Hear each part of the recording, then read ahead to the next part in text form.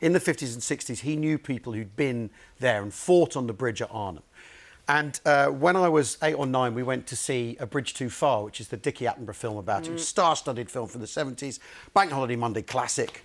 And I remember going to the cinema with him and him hating every minute of the film because they've got that wrong, that's not right, the haircuts are terrible, the actors can't salute. And it basically, I sort of caught that off him. And I did an O-level history project when I was 15, 16, went to the Public Record Office, the National Archive, looked at the diaries.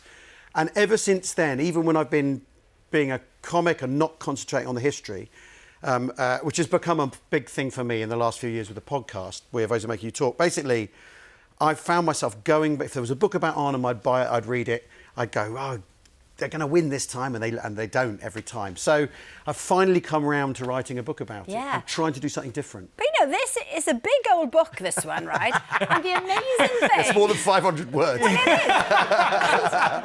But the amazing thing, it just focuses on 24 hours, kind of the key 24 hours, and it was called Black Tuesday, wasn't it? Yes, so it's a 9-day battle, right?